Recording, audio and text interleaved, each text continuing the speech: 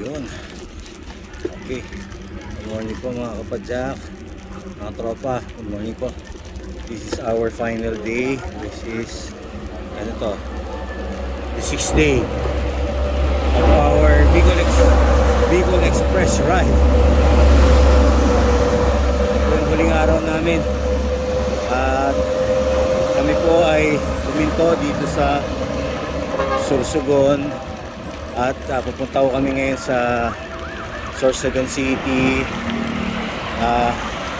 sa eksaktong lugar na iikutan namin sa mga pasyalan doon sa Sorsogon Arena ba yun, at iba pang pasyalan na pupuntahan namin.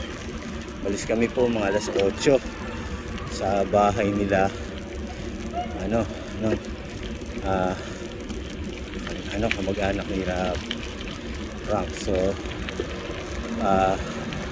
takay namin makarating doon within an hour or 2, kasi may mga ilang kilometro pa kami papadyak mapunta doon sa city mismo. Ang kapansin-pansin lang ito pagalis namin, bigla pong umulan kaya basa kalsada, as in palabas na kami ng compound, biglang umulan kaya medyo basa. Hopefully hindi na ito magtuloy para hindi ko kami mabasa hanggang doon sa city mismo. Then after that, lunch kami bago sumakay ng bus pauwi ng Maynila. Magpapala rin kami, makasakay kami after lunch ng bus paluwas mga madaling araw bukas, Lunes. Nandun na kami sa Cubao area.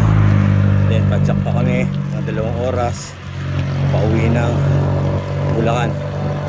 So yun yung titira naming itinerary for this final day, and hopefully everything will go smoothly. So sa 6 na araw paglalakbay namin, nakakatuwa naman, praise God, na wala kaming abirya o anumang hindi inaasahan pangyayari. Although si Ninong lang talaga, nung sa Naga kami naplatan siya, natusok na alambre kasi daming dun kalat ng basura, maputik yung lugar. So hindi na naiwasan. Sayang, no?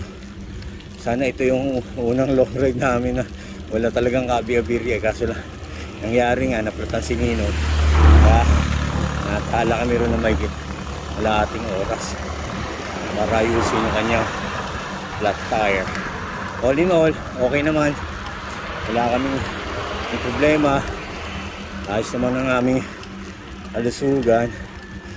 Ay, siya nga pala, si Frank, kaganina lang umaga sumakit yung tiyan.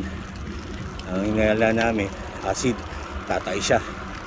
So pero may gamot na binigay si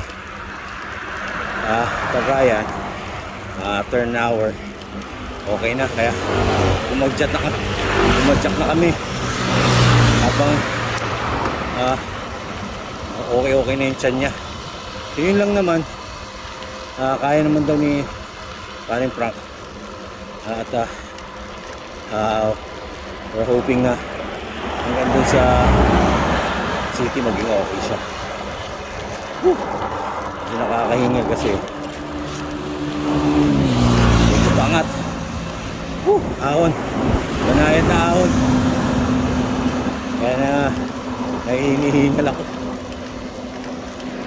So more or less wala nang 20 kilometers to papadyakan namin. 1 oras at kalahati o 2 doon na kami, chill lang.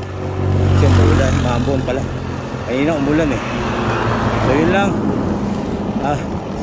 maraming salamat at tropa. BRB.